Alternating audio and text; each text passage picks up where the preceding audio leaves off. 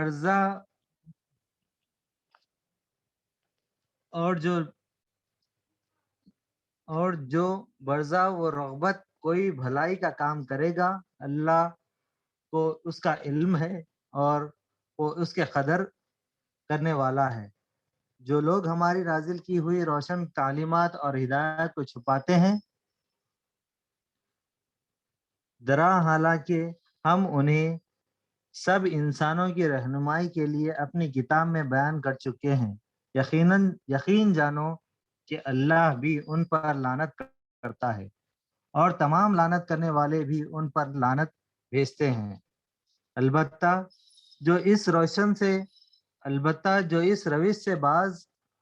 آ جائیں اور اپنے طرز عمل کی اصلاح کریں اور جو کچھ چھپاتے تھے اسے بیان کرنے لگیں، ان کو میں معاف کر دوں گا اور میں بڑا درگزر کرنے والا اور رحم کرنے والا ہوں۔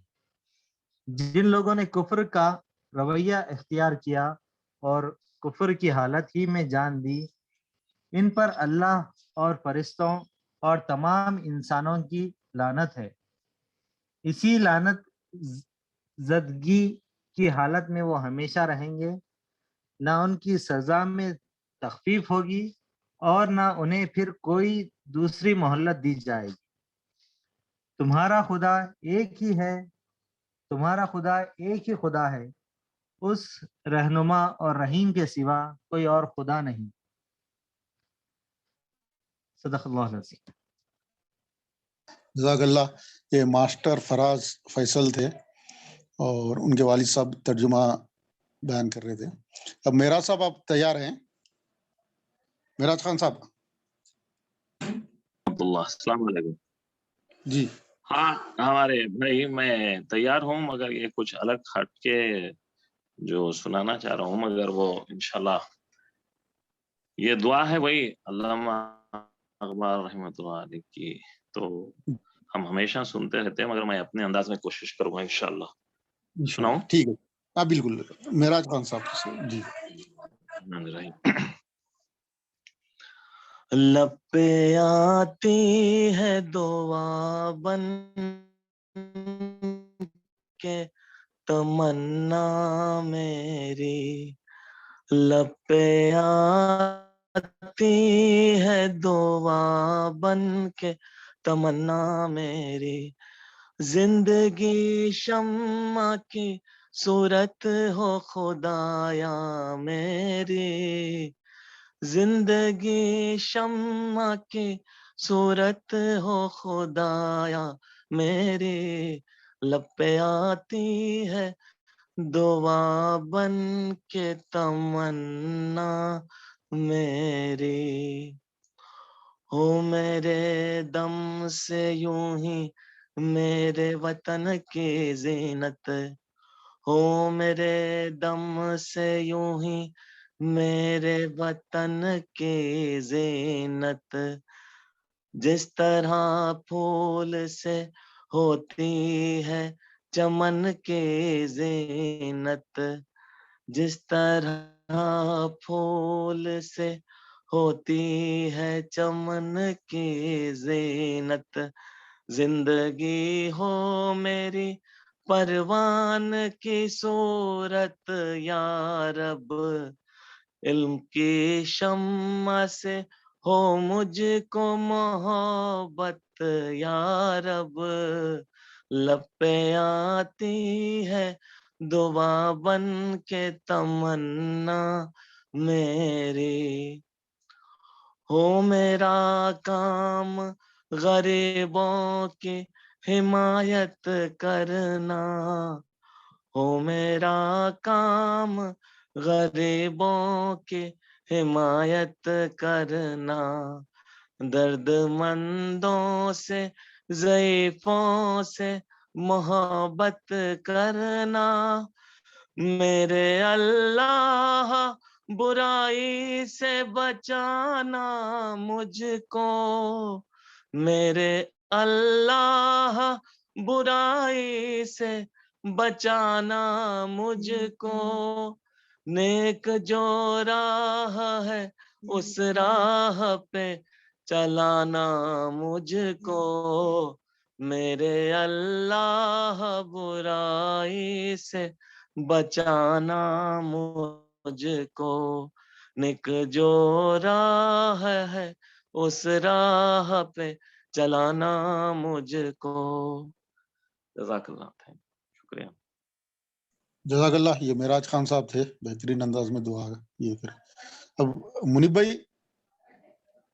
आप प्रोफाइल बोलेंगे उनका? अब्दुल समद अमोदी साहब, खान यासिर साहब का तारुफ करवाएंगे उसके बाद। अस्सलाम वालेकुम वरहमतुल्लाहि वबरकातुहू। ब्रदरम खान यासिर हमारे खास दोस्तों में से एक है, पेशावर के मेंबर रहे, सेंट्रल लेबोरेटरी काउंसिल के भी मेंबर रहे, दिल्ली के जोनल प्रेसिडेंट भी हुए, अभी जमात इस्लामी के रुकन है, और दिल्ली में जो इस्लामिक एकेडमी है उसमें उस्ताद की हैसियत में खिदमत अंजाम दे रहे हैं, और दिल्ली यूनिवर्सिटी से ही आपका जो है एमफिल मुकम्मल हुआ है, पीएचडी शायद अवार्ड होने वाली है बहुत जल्द इंशाल्लाह ताला। हमारे तंजीम में हम लोग बोला करते आपस में कि फिक्र मौलूदी के आइंदा नुमाइंदगी कौन करने वाले हैं, तो कुछ मुंतखब अफराद के नाम उसमें लिए जाते, उनमें से एक नाम ब्रदरम खान यासिर साहब का भी है। इसी मुनासिबत से हम सोचे कि आज की इस महफिल में ब्रदरम को हम जो है सुने और इस्तेफादा करें, और मुस्तकबिल के लिए भी फिर इस ताल्लुक को जो है बरकरार रखें इंशाल्लाह ताला। अब आप समाअत करेंगे इंशाल्लाह ब्रदरम खान यासिर को।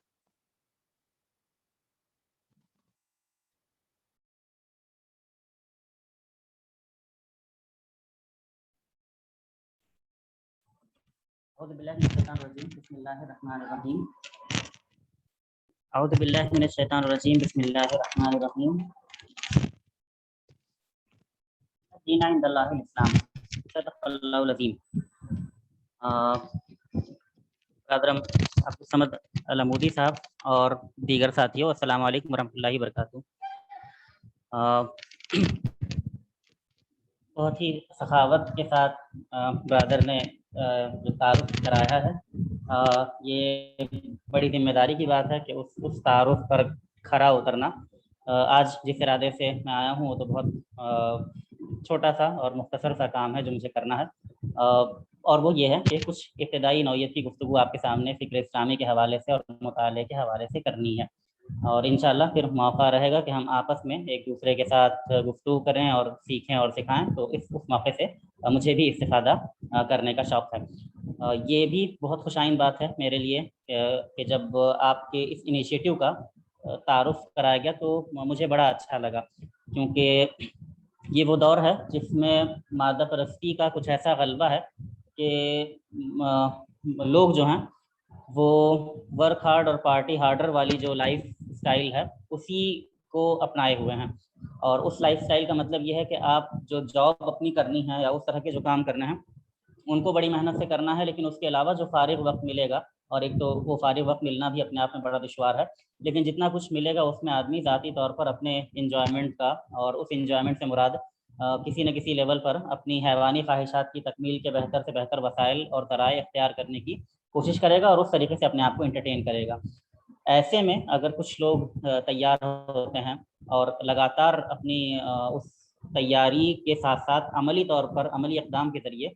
उस चीज़ को मजबूत करते हैं, और वो तैयारी उनकी जो है और वो अमली इक़दाम जो है वो मुताले के ज़रिए ज़हनी और रूहानी ग़िज़ा हासिल करने की तरफ है, अपनी फ़िक्र को मजबूत करने की तरफ है। तो ये जो इनिशिएटिव है अपने आप में बड़ा खुशाइन है और काबिल मुबारकबाद हैं आप सब, चाहे तादाद में कितने ही कम या ज़्यादा क्यों ना हो, कि 100 दिनों से इस इनिशिएटिव को आप लेकर चल रहे हैं और एक दूसरे से सीखने और सिखाने की, पढ़ने और पढ़ाने की ये जो कोशिश है, अल्लाह ताला इस कोशिश को मुबारक करे और कई सैकड़े इस तरह से आप लगाएं, इसी एक सेंचुरी पर मुतमईन ना हो बल्कि डबल और ट्रिपल और उन सेंचुरीज की तरफ जाएं जो फ़िलहाल आपके हाशिए ख्याल में भी ना हो। तो ये जो रफ़ाकत है इंशाअल्लाह वो तवील से तवील तर होती चली जाए और इसके ज़रिए बहुत से मौरके इल्म फ़िक्र के सर किए जाएं, क्योंकि मकसद अगर सिर्फ बैठना, सुनना और सुनाना हो तो शायद इस तरह के इनिशिएटिव बहुत देर तक नहीं चल पाएंगे, लेकिन अगर वाक़तन हर फर्द को ये महसूस हो कि मुझे कुछ हासिल हो रहा है, कुछ ग़िज़ा है फ़िक्री और रूहानी तौर पर जो मुझे मिल रही है, تو इंशाल्लाह ये नशिश जो है वो बड़ी पायदार होगी और इसके असरात जो हैं वो आप दूर तक अपनी ज़िंदगियों में और अपने आसपास की ज़िंदगियों में, अपने दोस्तों की ज़िंदगियों में महसूस करेंगे। मुझे जो बुनियादी बातें करनी थी वो उसकी मैं इब्तिदा करता हूँ और मुझे फोकस करना है फ़िलहाल तसव्वुर और फ़िक्र पर कि ये बात क्या है जिसको हम बार बार कहते हैं कि फ़िक्र इस्लामी की समझ होनी चाहिए।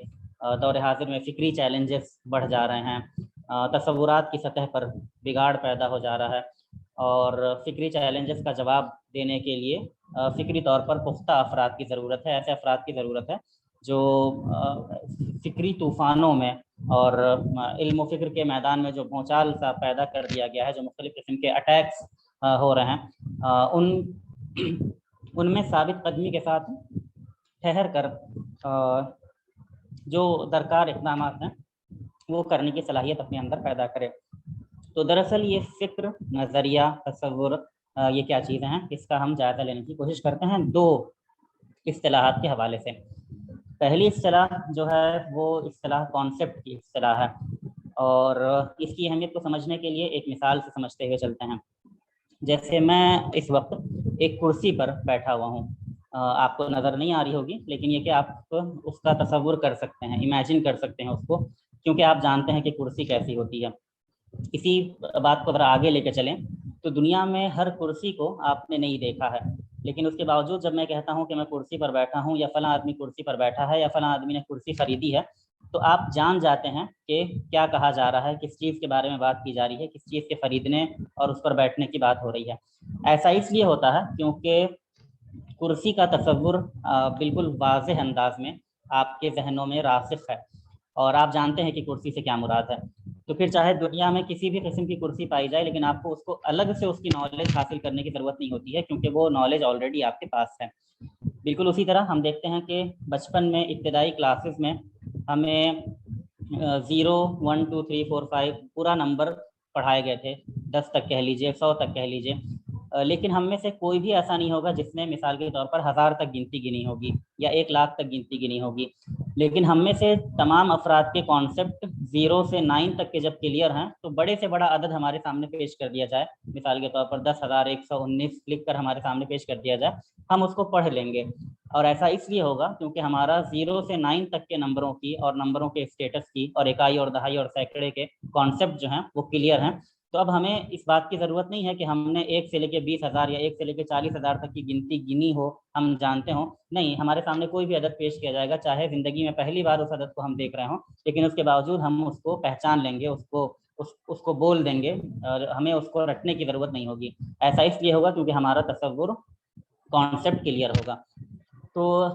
इन मिसालों से जो बात पता चलती है वो ये पता चलती है कि कॉन्सेप्ट जब क्लियर हो तो इल्म तक या नॉलेज तक रसाई हो जाती है, हकीकत को जानने में आसानी हो जाती है, हकीकत को पहचानने में इबहाम और मुश्किलात का सामना नहीं करना पड़ता है। लेकिन आप फ़र्ज़ कीजिए कि अगर तसव्वुरात में गड़बड़ पैदा हो जाए तो क्या मसला पैदा होगा। कोई इंसान जो है वो कंफ्यूज हो जाए और कुर्सी के तसव्वुर को कलम के तसव्वुर से या मेज़ के तसव्वुर से खलत मलत कर दे,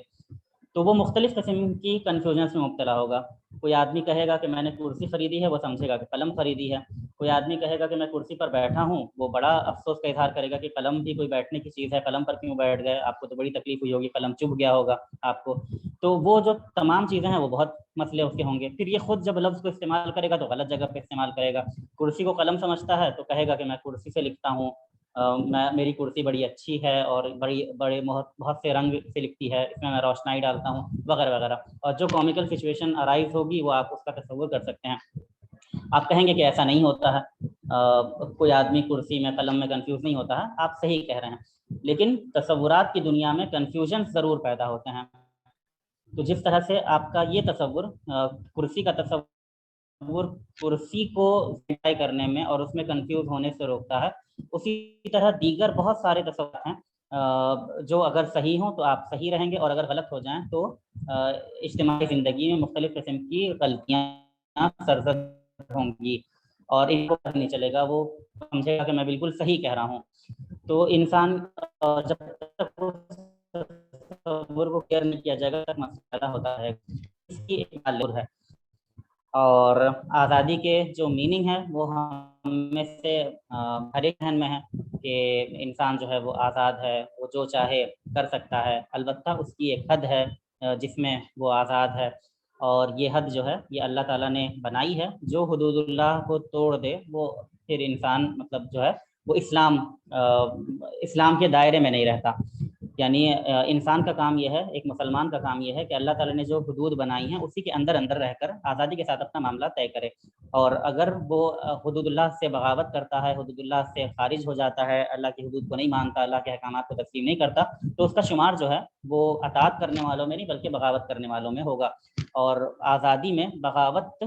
کرنا شامل نہیں ہے۔ آزادی کا جو تصور ہے اس میں یہ بات ہے کہ آپ کو جن حدود میں آزادی دی گئی ہے ان حدود میں آپ اپنی آزادی کا استعمال کریں۔ اس کی ایک اور مثال آپ لے سکتے ہیں کہ جیسے آپ کو گاڑی چلانے کی آزادی ہے، لیکن جب لال لائٹ آ جاتی ہے تو آپ کو روکنا پڑتا ہے اپنی گاڑی کو۔ یہ آپ ہی کے بھلے کے لیے ہے۔ اگر آپ قانون کی پابندی کریں گے یا جو بھلائی کے لیے جو رول اینڈ ریگولیشن بنائے گئے ہیں، جو حدود قائم کر دی گئی ہیں، اس کی پابندی آپ ہی کے لیے، آپ کی آزادی کے لیے، آپ کی صحت کے لیے، آپ کی جان کے لیے ضروری ہے۔ تو بالکل اسی طرح یہ آزادی کا ایک تصور ہے۔ لیکن مان لیجئے کہ کوئی انسان کسی انسان کے آزادی کے تصور میں گڑبڑ پیدا ہو جائے اور وہ سمجھے کہ نہیں، آزادی کا مطلب یہ ہے کہ میں جو چاہے کروں، کوئی حدود نہیں ہے، کوئی قیود نہیں ہے، یا حدود اور قیود ہیں تو وہ انسانوں نے جو حدود اور قیود اپنے اوپر عائد کی ہیں بس انہی کا شمار ہوگا، اللہ تعالیٰ کی حدود اور قیود کا کوئی شمار نہیں ہوگا، حدود اللہ کو میں جب چاہے توڑ سکتا ہوں، یہ کوئی چیز نہیں ہے، وغیرہ وغیرہ۔ تو اس کا مطلب یہ ہے کہ وہ اپنے آزادی کے تصور سے نقصان اٹھائے گا۔ تو ایسے لوگوں کی دنیا میں ایک بڑی تعداد ہے۔ مثال کے طور پر آپ دیکھیے تو لوگ ایسے آپ کو ملیں گے جو کہیں گے کہ ہم آزاد ہیں، اور اس آزادی سے وہ کہیں گے کہ ہم چاہے جیسا چاہے کپڑا پہنیں، ہم چاہے جیسا چاہے معاملہ کریں، ہم جس کے ساتھ چاہے رہیں، شادی کر کے رہیں، بغیر شادی کے رہیں،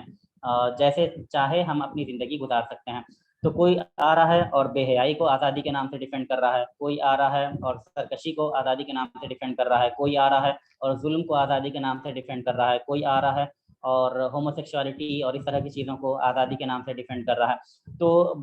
یہ کیوں ایسا ہوا ہے؟ کیونکہ آزادی کے تصور کو انسان نے بگاڑ لیا ہے۔ ان انسانوں کے ذہنوں میں آزادی کا تصور جیسا ہونا چاہیے تھا ویسا نہیں ہے۔ تو بالکل وہی حال ہو رہا ہے کہ جس طرح سے کرسی کے بدلے آپ قلم سمجھیں تو جو فتنے پیدا ہوں گے وہ بہت چھوٹے چھوٹے فتنے ہوں گے، لیکن یہ کہ جب آپ بڑے تصورات میں غلطی کرتے ہیں تو بڑے فتنے پیدا ہوتے ہیں۔ تو انسان نے جب آزادی کے تصور کو غلط سمجھا، مساوات کے تصور کو، انصاف کے تصور کو، اور ان تصورات میں جب گڑبڑیاں پیدا ہو گئیں تو انسانی زندگی جو ہے فتنہ اور فساد کی آماجگاہ بن گئی۔ تو جو کام ہے مسلمانوں کا، در حقیقت یہ کام انبیائی کام ہے۔ اللہ تعالیٰ نے انسانوں کو بنایا آزمائش کے لیے، اور چونکہ اللہ تعالیٰ کی اسکیم میں یہ آزمائش شامل تھی، اور آزمائش نہیں ہوتی اگر اللہ تعالیٰ خود سامنے آ جاتا یا ساری حقیقتیں انسانوں کے سامنے بالکل واضح انداز میں آ جاتی۔ اسی لیے غیب کا پردہ حائل کر دیا گیا، اور انسانوں کو جو اللہ کے احکامات پہنچے تو وہ نبیوں کے ذریعے سے پہنچائے گئے، تاکہ ہدایت بھی پہنچ جائے اور انسانوں کے لیے امتحان بھی رہے۔ تو یہ جو انبیائی کام تھا اللہ کے ہدایت کو انسانوں تک پہنچانے کا، نبی آخر الزمان صلی اللہ علیہ وسلم کے بعد یہ کام امت مسلمہ کے ذمہ آیا کہ جو ہدایت کی امانت ان کے پاس ہے اللہ تعالیٰ کی ہدایت کی صورت میں، اس پر وہ خود بھی عمل کر کے کامیابی کے راستے پر چلیں، اور انسانوں کو بھی اس ہدایت سے روشنی اور حق کے راستے کی طرف بلائیں، اور ان کو بھی ان کے لیے بھی اس بات کو یقینی بنائیں کہ وہ کامیابی کے راستے کو، جنت کے راستے کو آئیڈینٹیفائی کر سکیں اور اس پر گامزن ہو سکیں۔ اس راستے میں جو کرنے کا ایک کام ہے وہ یہ بھی ہے کہ اپنے دور کے جو فتنے ہیں، جو مسائل ہیں، ان کو پہچاننا، ان کی شناخت کرنا، اور اس کے بعد ان کے حل کرنے کی کوشش کرنا۔ آپ دیکھیے انبیائی دعوت کو قرآن میں جہاں جہاں بیان کیا گیا ہے، اور کچھ صورتیں ایسی ہیں جہاں پر بڑی تفصیل سے مختلف انبیاء کی دعوتوں کو بیان کیا گیا ہے۔ اس حوالے سے مثال کے طور پر ہم سورہ شعراء کا اگر مطالعہ کریں تو ہم دیکھیں گے کہ اس میں موسیٰ علیہ السلام، نوح علیہ السلام، ہود علیہ السلام، صالح علیہ السلام، شعیب علیہ السلام، لوط علیہ السلام کی دعوتیں بیان کی گئی ہیں، اور ان تمام انبیاء کی دعوت میں کچھ فیکٹرز جو نظر آتے ہیں۔ طور پر ہر نبی کہتا ہے، قرآن کی آیت ہے، فاتقوا اللہ واطیعون، اللہ تعالیٰ سے ڈرو اور میری اطاعت کرو، نبی کہہ رہا ہے، اور یہ کہ میں تم سے کوئی اجر نہیں چاہتا، میرا اجر جو کچھ ہے وہ اللہ رب العالمین کے ذمہ ہے۔ یہ وہ پیغام ہے جو کامن پیغام ہے جو ہر نبی इस बात से बेनियाज होकर कि वो किन हालात में है और किस वक्त में है, किस सदी में आया है, ये पैगाम वो देता है। क्योंकि तौहीद, रसालत और आखिरत का बुनियादी पैगाम आदम अलैहिस्सलाम से लेके ता क़यामत वो इंसानों के लिए कामयाबी की बुनियादी शाह कलीद की हैसियत रखता है। इसके बगैर इस्लाम का तसव्वुर नहीं किया जा सकता। तो ये कोर है इस्लाम का। अल्लाह को मानिए, अल्लाह के नबी को मानिए, ताकि अल्लाह की हिदायत के सही सोर्स को आप जान जाएं, और आमाल करते वक्त, कोई भी एक्शन करते वक्त आखिरत की जवाबदेही का एहसास आपके सामने रहे। ये पैगाम जो है, ये कोर पैगाम है, ये हर नबी के साथ, हर नबी ने इस पैगाम को अपनी कौम तक पहुंचाया है, और हिकमत के साथ पहुंचाया है, मेहनत के साथ पहुंचाया है। पूरा कुरान इसका शाहिद है, और वो चीज़ें, वो रुदाद हमें कुरान की आयत में मिलती हैं। लेकिन एक बड़ी मज़ेदार बात यह है कि जैसा कि सूरह शूरा में भी हम देखेंगे कि ये जो पैगाम है फत्तकुल्लाह व अतीऊन का, इसके साथ साथ हर नबी ने अपने ज़माने के चैलेंजेस को भी आइडेंटिफाई किया है और वहाँ पर अपनी कौम को गाइड करने की कोशिश की है। चुनांचे हम देखते हैं कि मिसाल के तौर पर हूद अलैहिस्सलाम हैं, सालेह अलैहिस्सलाम हैं, इनकी कौम जिन फितनों में गिरफ्तार थी वो बहुत जुल्म का फितना था। जब्बार बनकर ये रहते थे, ज़मीन पर दूसरों पर जुल्म करते थे। ये उसका फजूल खर्ची का कह लीजिए, इसराफ का फितना था कि ये बेज़रूरत इमारतें बनाते थे और उसमें खर्च करते थे, मेहनत करते थे, पहाड़ों को तराशते खराशते थे, लेकिन अगर ये काम गैर ज़रूरी तौर पर अंजाम देते थे, ये एक गुनाह की बात थी। इस पर भी नकीर की गई, सालेह अलैहिस्सलाम ने इस पर भी टोका अपनी कौम को। शुएब अलैहिस्सलाम को हम देखते हैं कि उनकी कौम जो करप्शन के फितने में मुब्तला थी, लेने और देने के पैमाने अलग अलग थे, जब मौका मिलता डंडी मार देते थे, तो इसमें कोई चीज़ बुरी नहीं जानते थे। शुएब अलैहिस्सलाम ने इस करप्शन पर उनको टोका। लूत अलैहिस्सलाम की कौम होमोसेक्सुअलिटी जैसे अखलाक़ी और रूहानी मर्ज़ में मुब्तला थी। लूत अलैहिस्सलाम ने सिर्फ उनको तौहीद, रिसालत और आखिरत की दावत नहीं दी, ये नहीं सोचा कि वो इस पर आ जाएं तो बाकी चीज़ों की इस्लाह खुद ब खुद हो जाएगी, बल्कि उन्होंने इस जो मेजर बुराई उनकी कौम में पाई गई थी, तौहीद, रिसालत और आखिरत की दावत देने के साथ साथ उन्होंने उस पर भी तनकीद की और उसको उन बुराइयों से बाहर निकालने की कोशिश की। अंबिया को ताने भी दिए गए इस बात के लिए कि क्यों वो सेकुलर लाइफ में इंटरफेयर कर रहे हैं। शुएब अलैहिस्सलाम से कहा गया कि क्या आपकी नमाज आपको ये सिखाती है कि हम तिजारत ऐसे और ऐसे करें, या आप हमारी तिजारत पर, हमारे तौर तरीक़ों पर जो तनकीद कर रहे हैं, क्या आपकी नमाज ये आपको सिखाती है? लूत अलैहिस्सलाम ने जब होमोसेक्सुअलिटी पर तनकीद की, तो लोग कहते हैं कि ये तो वो लोग हैं जो बड़े पाक बनते हैं, का निशाना उनको बनाने लगे, लेकिन अंबिया ने इस काम को किया। आप सल्लल्लाहु अलैहि वसल्लम की ज़िंदगी को भी हम देखें तो हमें ये नज़र आता है कि जहाँ पर ये दावत दी जा रही है उनको, कुरैश को और अहले मक्का को और पूरी अरब दुनिया को, कि वो अल्लाह को एक मान लें और रसूल की अताअत करें और उसके ज़रिए से आखिरत पर ईमान लाएं और अपने आप अल्लाह ताला की रज़ा हासिल करने के लिए अपने आप को वक्फ कर दें। वहाँ जो वक्त के सुलगते हुए मसाइल हैं उनसे भी तारुज़ किया जा रहा है, उन चीज़ों को हल करने की कोशिश की जा रही है। इस्लामी एक नमूना, एक मॉडल सोसाइटी पेश की जा रही है। क्योंकि अगर सिर्फ बात पहुंचानी होती, जैसा कि कुछ लोग कहते हैं कि अल्लाह के रसूल सल्लल्लाहु अलैहि वसल्लम का जो काम था वो सिर्फ मतलब ये कि जो तालीमात हैं उन तालीमात को पेश कर देना था, लेकिन ये कि ये जो है वो मुकम्मल अंडरस्टैंडिंग नहीं है। अल्लाह के रसूल सल्लल्लाहु अलैहि वसल्लम की हैसियत मौलाना मौदूदी कहते हैं कि सिर्फ एक डाकिए की नहीं है, जैसा कि मुनकिरीन हदीस और इस तरह के बहुत सारे लोग कहते हैं कि बस पहुंचा देना। तो ये हैसियत सिर्फ नहीं है, बल्कि अल्लाह के रसूल सल्लल्लाहु अलैहि वसल्लम की हैसियत जो है वो शारिह की हैसियत है, नमूने की हैसियत है, उसवे हसना की हैसियत है। तो अल्लाह के रसूल सल्लल्लाहु अलैहि वसल्लम ने अल्लाह ताला की तालीमात को पहुंचाया भी, उस पर अमल करके दिखाया भी, उस तालीम को एक निज़ाम की सूरत में बर्पा करके भी दिखाया। और इस काम को करने में फिर मुख्तलिफ किस्म के चैलेंजेस का जो सामना हुआ, उन चैलेंजेस का सामना किया और उसको चीज़ों को इस्लामाइज कैसे किया जाता है, काबिल कबूल चीज़ों को कैसे कबूल किया जाता है, काबिल रद्द चीज़ों को कैसे रद्द किया जाता है, इसका नमूना पेश किया। मिसाल के तौर पर आप देखिए कि बिल्कुल इब्तिदाई दौर में नबूवत के अल्लाह के रसूल सल्लल्लाहु अलैहि वसल्लम को ज़रूरत पड़ती इस बात की वो कोहे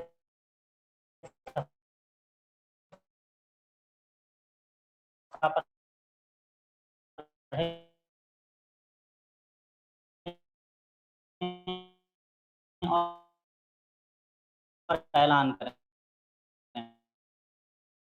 क्योंकि ये अगर तीर देगा मतलब तरह तरह की अजीब गरीब हरकतें करेगा, लेकिन अल्लाह के रसूल सल्लल्लाहु अलैहि वसल्लम उस मीडिया का तो इस्तेमाल करते हैं, कोहे सफ़ा पर चढ़कर ऐलान करते हैं, क्योंकि ये जो बाकी चीज़ें हैं जिनमें जुल्म शामिल है, जिसमें बेहयाई शामिल है, उन तमाम चीज़ों को रद्द कर देते हैं और सिर्फ वहाँ पर जो चीज़ काबिल कबूल है उसको कबूल कर लेते हैं, जो चीज़ रद्द कर देने है उसको रद्द कर देते हैं। जो सियासी निज़ाम अल्लाह के रसूल सल्लल्लाहु अलैहि वसल्लम ने बनाया, उस सियासी निज़ाम में बहुत सारी चीज़ें ऐसी शामिल थीं जो वक्त के राइजुल वक्त सियासी निज़ामों में शामिल थीं, लेकिन अल्लाह के रसूल सल्लल्लाहु अलैहि वसल्लम ने उनको प्योरीफाई किया और हमें इस बात की नसीहत छोड़ गए, अमली नसीहत छोड़ गए कि वक्त के निज़ामों से, टेक्नोलॉजी से और उन तमाम चीज़ों से इस्तेफादे में कोई चीज़ हाइल नहीं है। हिकमत जो है वो मोमिन की गुमशुदा मीरास है। बस खबरदार इस बात से रहना चाहिए कि किसी चीज़ से इस्तेफादा करने के दौरान खूबियों के साथ साथ कहीं खामियां भी दर ना आ जाएं। मतलब हम चाहें फ़ायदा हासिल करना, लेकिन साथ ही साथ नुकसानात हासिल न कर लें, इस बात से हमें होशियार रहना पड़ेगा। और यहाँ पर फ़िक्र की इम्पोर्टेंस आती है कि आपकी ये फ़िक्र है और फ़िक्री पुख्तगी है जो आपको गाइड करेगी कि आप किस चीज़ से इस्तेफादा कर रहे हैं, कौन सी चीज़ इस्लामी है और कौन सी चीज़ गैर इस्लामी है। देखिए, तमद्दुन का काफ़िला जो है वो आगे बढ़ता चला जाता है। अल्लाह ताला ने गलबे के उसूल बनाए हुए हैं। मौलाना मौदूदी ने अपनी मुख्तसर सी किताब जो एक तकरीर और बेइज्जत बनाव और बिगाड़ में अल्लाह के उस उसूल को बड़ी शरह के साथ बयान किया है। बहुत अच्छी तशरीह, उसकी बहुत आम फहम तशरीह की है। और वो बताते हैं कि इस दुनिया में जो उसूल अल्लाह ताला का है वो ये उसूल नहीं है कि जो आदमी या जो कौम हक़ को मानती है हमेशा वही गालिब रहेगी, बल्कि अल्लाह ताला ने गलबे की कुछ सुन्नतें बनाई हैं जो इंसानियत को ज़्यादा फ़ायदा पहुँचाए, जो दुनिया में रिसर्च का, डेवलपमेंट का ज़्यादा से ज़्यादा काम करे, जिसके ज़रिए से इंसानी को फ़ायदा पहुँचे, वो कौम जो है वो आगे बढ़ती है, चाहे वो हक़ को मानती हो, चाहे वो हक़ को न मानती हो। तो गलबे के कुछ अलग उसूल, अलग सुन्नतें हैं। जब अहले हक़ इन सुन्नतों को पूरा करते हैं तो अल्लाह ताला की मदद भी शामिल हाल रहती है। कोई कसर हो तो वो कसर पूरी कर दी जाती है उनके वसाइल में और ज़राए के एतबार से। लेकिन ये कि अगर अहले हक़ अपनी ज़िम्मेदारियों को फरामोश कर दें तो अल्लाह की सुन्नत ये नहीं है कि उसके बावजूद ग़लबा उनको हासिल रहे, बल्कि फिर इनके लिए बतौर सज़ा जो एक बात यह है कि जो दूसरी कौम आगे बढ़ रही होती है उसको हुक्मरानी की और गलबे की बागडोर जो है वो सौंप दी जाती है। जब वो जुल्म करने लगती है और ज़्यादा जुल्म करने लगती है और इंसानों के लिए उसका वजूद नफ़ा बख्श से ज़्यादा ज़रर रसा साबित होता है, तो फिर ये जिम्मेदारी दूसरी कौम को मिल जाती है और इस तरह से ये सिलसिला चलता रहता है। तो इल्म का एक जो भी कौम डोमिनेंट होती है वो इल्म को अपने हिसाब से शेप करती है। मुसलमान जब गालिब थे तो इल्म जो था वो पूरा का पूरा उनके हिसाब से शेप किया गया था। और उस ज़माने में हम देखते थे कि जिनको इल्म हासिल करना हो वो कहीं ना कहीं इस्लामी तहज़ीब व तमद्दुन से मुतासिर हमें नज़र आते हैं। चुनांचे वो दौर जो यूरोप में रोशन ख्याली का दौर कहलाता है, वहाँ की मेडिकल किताबों का हम अगर मुताला करें तो हम पाएंगे कि वो अल्लाह को उस तरीके से नहीं मानते जिस तरीके से मुसलमान मानते हैं, लेकिन उसके बावजूद उन्होंने जिस तरह से मुसलमान स्कॉलर्स अपनी किताब बिस्मिल्लाहिर्रहमानिर्रहीम से शुरू करते थे, उसी तरह कुछ क्वाइन करते थे वो और अपनी लैटिन किताबों में बावजूद ईसाई होने के इसी तरह अल्लाह के नाम से शुरू करते थे, जो कि मुसलमानों का ट्रेंड था किताबें शुरू करने का, क्योंकि उनके नज़दीक इल्मी किताबें इसी तरह से लिखी जा सकती थी। वो मुसलमानों की किताबों के ट्रांसलेट करते थे, मुसलमानों की तरह तहजीब और तमद्दुन के बर्ताव करते थे। अरबी बोलना फ़ख्र समझा जाता था, अरबी में लिखना फ़ख्र समझा जाता था। इल्मी ज़बान अरबी ज़बान थी और किसी को इल्म हासिल करना था तो इस ज़बान को हासिल करना होता था। आला तालीम के लिए मुसलमानों की यूनिवर्सिटीज़ में जाना पड़ता था। तो इल्म पर और तमद्दुन पर एक फ़िक्री ग़लबा जो होता है, इल्मी ग़लबा जो होता है, वो मुसलमानों का ग़लबा था और इसी से इस्तेफ़ादा करके वो लोग फिर आगे बढ़े हैं। इसमें उन्होंने बहुत सारी चीज़ें बाद में ऐड की, लेकिन वो मौजू नहीं है हमारा। फ़िलहाल बस इतनी बात बतानी है कि जो तहज़ीब गालिब होती है, इल्म और फ़िक्र के मैदान में भी उस तहज़ीब का ग़लबा होता है। इल्म और फ़िक्र अपने आप में न्यूट्रल नहीं होते हैं, बल्कि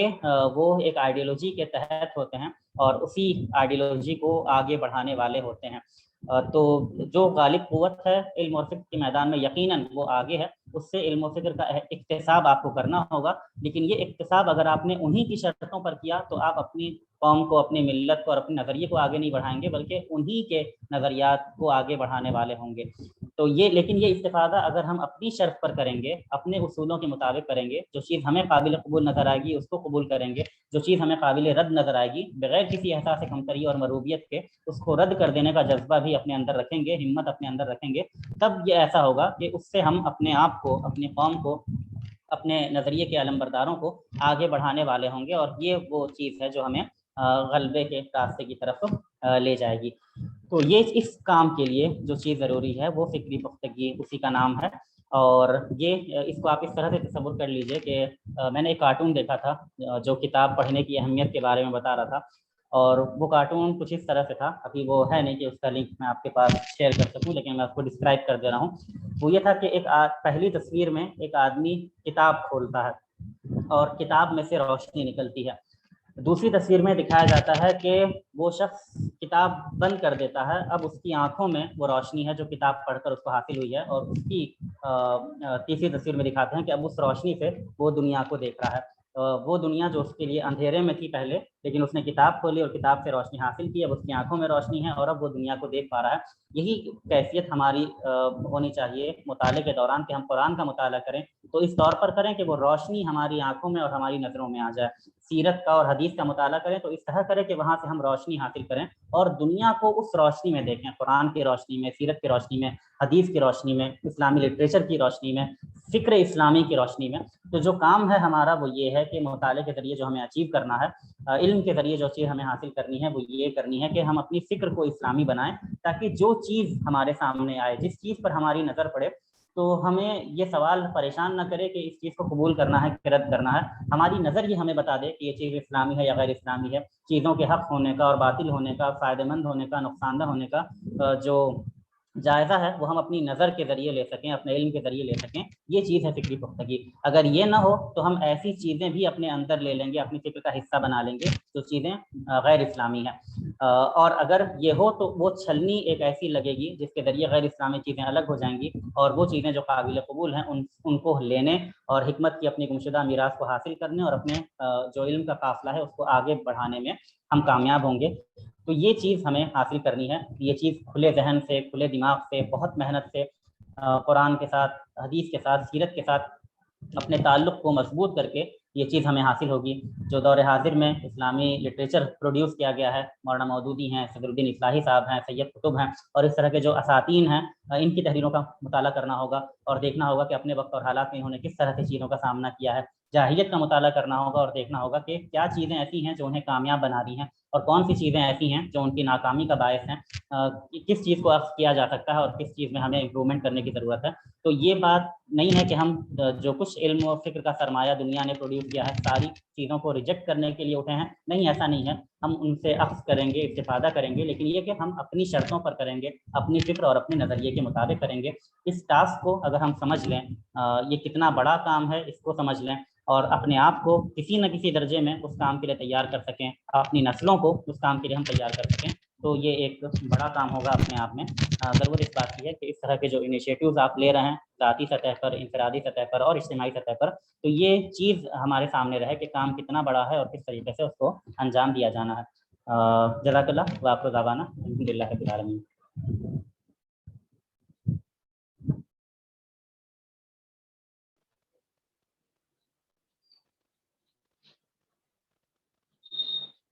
جزاک اللہ خیرن و جزا. یہ تھے بھائی خان یاسر جو ابھی ہم سے مخاطب تھے. کچھ سوالات ہوں تو انشاءاللہ کیے جا سکتے ہیں کیونکہ وقت ہے ابھی ہمارے پاس.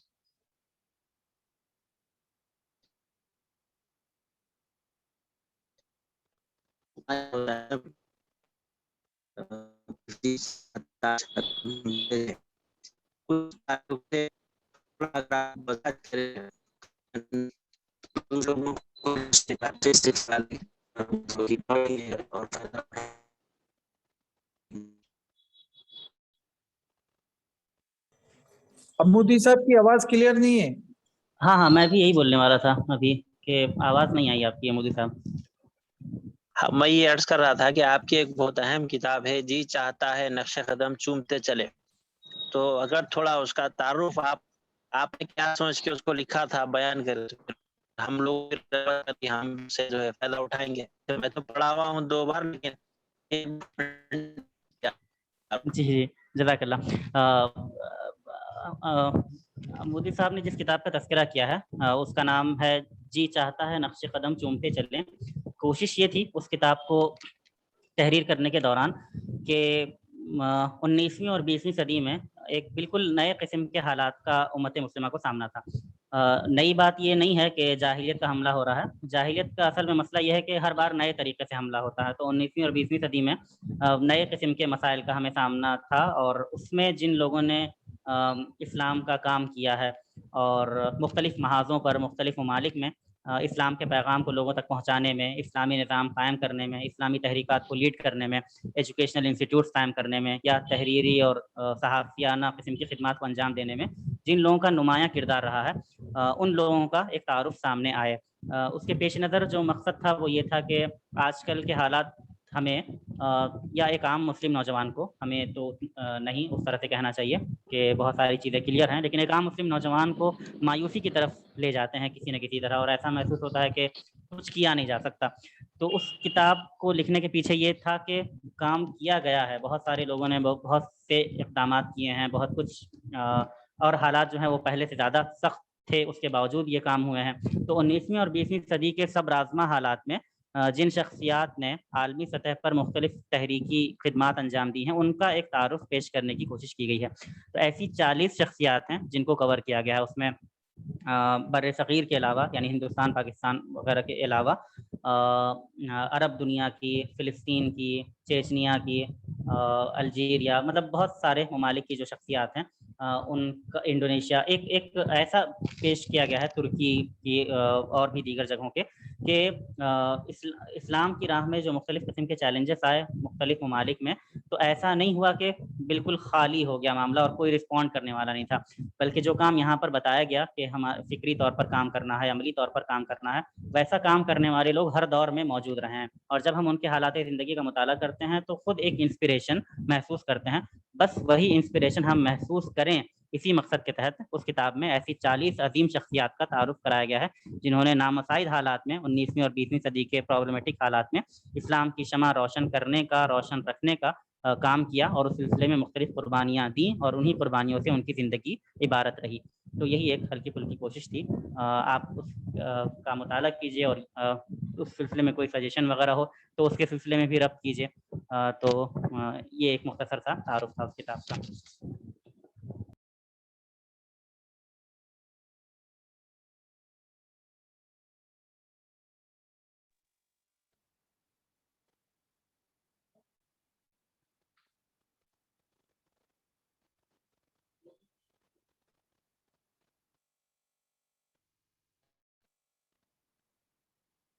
جی،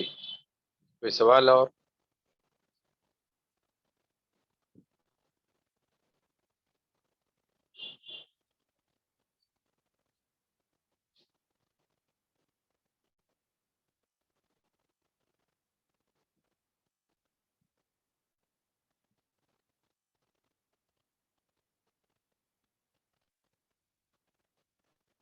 جی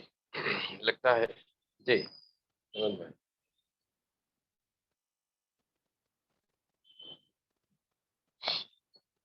لگتا ہے سوال نہیں ہے۔ شاید ہمارے اسٹڈی سرکل کے شرکا کو جو ہے ساری باتیں آپ کی بہت کیا کہتے ہیں وضاحت کے ساتھ اور بہت کلیئرٹی کے ساتھ آ گئی ہیں، یہی وجہ ہو شاید کہ وہ جو ہے کوئی سوال کرنا نہیں چاہتے ہیں، یا بہرحال سب کو سمجھ گئے۔ اللہ کرے کہ واقعی ایسا ہو۔ ہمارے جزاک اسٹڈی اللہ۔ سرکل کا ایک چھوٹا سا تعارف میں یہ بھی رکھتا چلوں آپ کے سامنے، خاص کر ہمارے شرکا تو جانتے ہیں، بھائی خان یاسر سے ہم نے یہ صرف ٹیلی فونک گفتگو کی تھی۔ وہ یہ تھا کہ ہم لاک ڈاؤن کی سیکنڈ ویو جب تھی، جب لوگ تقریباً 2 مہینے کے قریب، 1.5 مہینے کے قریب پوری طرح سے بند تھے، پھر پارشل ہو کے یہ لاک ڈاؤن کھلا، تو ہم نے یہ اسٹڈی سرکل کا خیال سیکنڈ لاک ڈاؤن کے 2-4 دن بعد ہی شروع کیا۔ اس کا نام ہی رکھا تھا اسٹڈی سرکل لاک ڈاؤن، اور جب یہ لاک ڈاؤن اوپن ہوا تب ہم نے اس کا نام رکھا اسٹڈی سرکل ان لاک۔ تو اس طرح جو ہے ہم نے کوشش کی ہے کہ اس سلسلے کو، جیسے ہم چاہتے تھے کہ ہم ابھی تک ہم نے تقریباً 20 کتابیں پڑھ لی ہیں، اور ابھی جس کتاب کا مطالعہ چل رہا ہے وہ مولانا صدر الدین اصلاحی کی اسلام اور اجتماعیت، یہ کتاب ابھی مطالعے میں ہے۔ ہماری کوشش یہ ہے کہ اگرچہ میں جانتا ہوں کہ بہرحال ہم میں سے بہت سے وہ ہیں جنہیں شاید انگریزی اسکولوں سے پڑھنے کی وجہ سے اردو سے اتنی شناسائی نہیں ہے، لیکن اس کے باوجود ہماری کوشش یہ ہے کہ ہم حتی الامکان ان باتوں کو نہ صرف پڑھیں بلکہ سمجھنے کی کوشش کریں، اور اس سے آگے کا جو مرحلہ ہے اسے دوسروں تک پہنچائیں۔ یہ اسٹڈی سرکل الحمدللہ آج ہمارا 100واں دن 100 ڈے مکمل کر چکا ہے۔ جیسا کہ ابھی بھائی یاسر نے اپنی گفتگو کے ابتداء ہی میں کہا تھا ہم اس اسٹڈی سرکل کو اس 100 دن کے ساتھ ہی روکنا نہیں چاہتے ہیں، بلکہ یہ پہلی سینچری ہے، اور آپ نے بہت صحیح کہا کہ اور مزید سینچریاں چاہیے، تو یہ سلسلہ جاری رہے گا سلیکٹیو شرکا کے ساتھ، اور ہم چاہتے ہیں کہ یہ سلسلہ نہ صرف آگے بڑھے بلکہ ہم اس میں جو ہے کچھ انٹریکشن کے سیشنز بھی رکھیں گے، جس میں مختلف لوگ سائملٹینیس پینل ڈسکشن کی طرح باتیں کریں، تاکہ جو کچھ ہم نے پڑھا سنا سیکھا ہے اس پہ تبادلہ خیال بھی ہو، تو یہ سب کچھ ممکن ہے، اور اس امید کے ساتھ کہ بھائی یاسر پھر ہمارے لیے وقت اپنا فارغ کریں گے جب بھی ہم انہیں اپنے اس پروگرام میں شامل ہونے کے لیے کہیں۔ جیسا کہ آپ نے بہت خوب کہا ہے کہ تعداد معنی نہیں رکھتی، اگرچہ اس میں 14 15 20 22 23 اس طرح کی کبھی 30 40 بھی ہو جاتے ہیں، لیکن بہرحال آن این ایوریج 14 to 20 25 کی ہی تعداد ہے۔ اللہ سے دعا ہے کہنے سننے سمجھنے سے آگے بڑھ کر ہم سب کو اس بات کی توفیق عطا فرمائے کہ ہم یہ اسٹڈی سرکل کو جس سے منعقد کر رہے ہیں اس ہمارے لیے باعث نجات بنا دے، ہمارے اس مل بیٹھنے کو، اس پڑھنے کو، اس سننے کو، سمجھنے کو اللہ قبول کر لے، اور ہم بھائی یاسر کا شکریہ ادا کرتے ہیں کہ انہوں نے اپنی مصروفیت کے باوجود ہمارے لیے وقت فارغ کیا اور یہاں ہم سے مخاطب ہوئے، اور بہرحال ہمیں اپنی فکر کی غذا دی اپنی چھوٹی چھوٹی اور بہت عام فہم اور بہت اچھی باتوں کے ذریعے کہ ہم اپنی فکر کو کیسے مزید مستحکم کریں، اور اپنے کنڈیشنز پہ یہ بھی بہت خوب کہا ہے بھائی یاسر نے کہ ہم ایسا نہیں کہ سب کو ریجیکٹ کر دیں، لیکن اپنے کنڈیشنز پہ لوگوں کو ایکسیپٹ کریں اور ان کی باتوں کو اور ان کی چیزوں کو ایکسیپٹ کریں۔ یہ اگر ہمارے ذہنوں میں فریم ورک ہو جاتا ہے تو پھر میرے خیال سے ہمارے لیے بڑی آسانی ہوگی۔ اللہ سے دعا ہے کہنے سننے سے آگے بڑھ کر ہم سب کو عمل کی توفیق دے۔ یا الہ العالمین ہماری خطاؤں کو درگزر کر دے، ہمارے گناہوں کو معاف فرما، ہم سب کی مغفرت کر دے۔ اللہ تم سے راضی ہو جائے، ہم تجھ سے راضی ہیں۔ اے اللہ اس نشست کو اپنی جناب میں قبول فرما لے۔ اے اللہ جو ہم امت مسلمہ میں بیمار ہیں، اللہ ان سب کو شفاء کاملہ عاجلہ عطا فرما۔ اے اللہ ہماری بیویوں بچوں سے ہماری آنکھوں کی ٹھنڈک بنا دے اور ہمیں متقیوں کا امام بنا دے۔ اے الہ العالمین جہاں یہ سلسلہ آج 100ویں دن کو پہنچا ہے، اے اللہ اسے مزید جاری رکھنے کی ہم سب کو توفیق اور مزید ہمارے بھائیوں کو، دوستوں کو، رشتہ داروں کو اس کی توفیق دے کہ ہم اس طرح کے اسٹڈی سرکل کے ذریعے سے اپنی فکری لیول کو، اپنی علمی لیول کو، اور اس کے بعد والا جو مرحلہ ہے عملی لیول کو، اور اسے دوسروں تک پہنچانے والے لیول کو بھی ہمارے لیے آسان کر دے کہ ہم وہ سب کام کر سکیں۔ اے الہ العالمین ساری دنیا میں مسلمانوں کی جان مال عزت آبرو کی حفاظت فرما۔ اے اللہ اس ملک میں جو ظلم اور زیادتیاں بالخصوص مسلمانوں کو جو ٹارگٹ کیا جا رہا ہے، اللہ اس میں مسلمانوں کی نہ صرف حفاظت فرما بلکہ اس کے تدارک کے لیے ہمارے ذہنوں میں جو کچھ باتیں ہوں اس کے ذریعے سے ہم نہ صرف انہیں اسلام کی دعوت پیش کریں بلکہ اس کا مقابلہ کریں اور اپنے اس ملک میں حقوق کو اچھی طرح سے ہمیں کیا دیے گئے۔ اے الہ العالمین ہمارے اندر کینہ، کپٹ، حسد، جلن، بغض جیسی بیماریاں اگر ہوں تو اللہ ان سب سے ہمیں نجات عطا فرما۔ اے اللہ وہ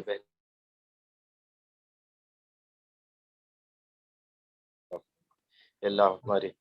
جو صاحب اولاد ہیں ان کی اولادوں کو نیک صالح مسلم دیندار کر دے، جن کے یہاں بھی اولادیں نہیں اللہ انہیں نیک صالح مسلم دیندار اولادی عطا کر دے۔ اے الہ العالمین ہم تجھ سے راضی ہیں، اللہ تو بھی ہم سے راضی ہو جا۔ سبحان ربک رب العزت عما یصفون وسلام علی المرسلین والحمد للہ رب العالمین۔ جزاک اللہ خیرا وجزا تمام شرکا کا شکریہ، خاص کر بھائی یاسر خان یاسر کا کہ وہ ہم سے مخاطب ہے، اور انشاءاللہ ہم کل اور پرسوں 2 دن آف رہے گا، اور پھر منڈے کے دن ہم سب واپس ملیں گے اپنے 101 ڈے کے ساتھ، اس کے بعد ہم پھر جاری رکھیں۔ جزاک اللہ خیر، السلام علیکم۔